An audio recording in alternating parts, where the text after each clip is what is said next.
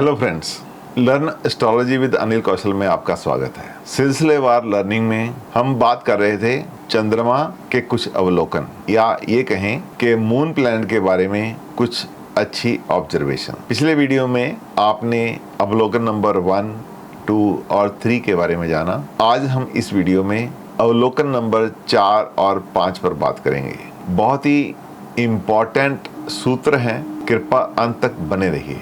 अवलोकन नंबर 4 या सूत्र नंबर 4 कहता है, जब भी चंद्रमा कहीं भी बैठा हो, अच्छी जगह बैठा होगा तो और भी अच्छी बात है, जब भी चंद्रमा बृहस्पति से या शुक्र से दृष्टि संबंध बनाता है, या ये कहें कि जब भी चंद्रमा बृहस्पति की दृष्टि में आता है या शुक्र की दृष्टि में आता है, तो साधारण परिवार में पैदा हुआ व्यक्ति भी राजा के समान तरक्की करता है। साधारण परिवार में पैदा हुआ व्यक्ति भी राजा के समान तरक्की पाता है या बहुत बड़ा आदमी बन जाता है। अब मैं आपको बताता हूँ वो कैसे होगा। मून सपोज चौथे घर में है, शुक्र की तो केवल 7वीं दृष्टि होती है, इसलिए ये तभी पॉसिबल है कि यदि जो शुक्र प्लैनेट है, वीनस प्लैनेट है, वो अपोजिट 7वें स्थान पे हो, यानी कि 10वें घर में हो।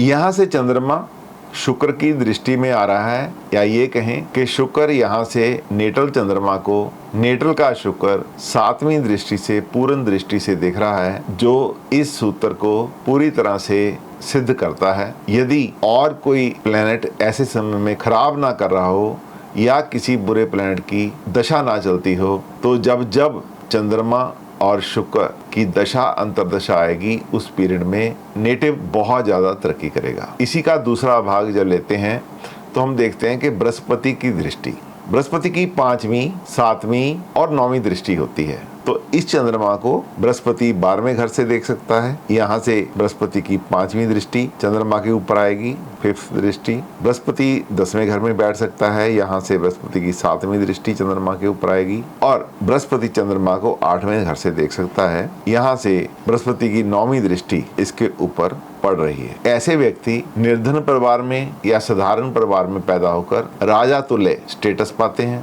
राजा तुल्य सम्मान पाते हैं, राजा तुल्य संपत्ति के अधिकारी बनते हैं। अब बात करते हैं अवलोकन नंबर 5 की। अवलोकन नंबर जो 5 है वो कुंडली के 2 वर्गा चार्ट के ऊपर डिपेंड करता है। एक तो D1 चार्ट जिसे हम लगन चार्ट बोलते हैं, और दूसरा नवांश चार्ट जिसको हम D9 बोलते हैं। इसके लिए 2 चार्ट्स की जरूरत पड़ती है, 2 वर्गा की जरूरत पड़ती है। ये कहता है, सूत्र कहता है, वर्गोत्तम चंद्रमा, वर्गोत्तम चंद्रमा संतोषजनक जीवन देता है।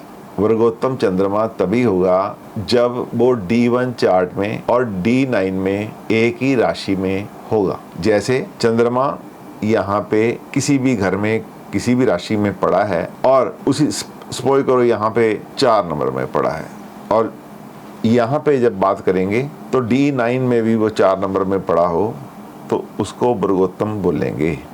ऐसा चंद्रमा जब किसी की पत्री में आता है तो चंद्रमा धन का कारक है, इसलिए व्यक्ति को खूब धन देता है। चंद्रमा सामाजिक प्रतिष्ठा का कारक है, इसलिए व्यक्ति को खूब प्रतिष्ठा देता है। चंद्रमा संपत्ति का कारक है, इसलिए व्यक्ति को खूब संपत्ति मिलती है। आशा करता हूँ चंद्रमा का ये ऑब्जर्वेशन अवलोकन नंबर 4 और 5 आपको अच्छा लगा होगा। यदि अच्छा लगा तो कृपया लाइक कीजिए, सब्सक्राइब कीजिए और शेयर कीजिए। जो भी क्लाइंट आपके पास आता है या आपके किसी नज़दीक की पत्री आपके पास आती है, उसमें ये योग देखकर आपको बता सकते हैं कि आप कितनी तरक्की करोगे। Thank you very much.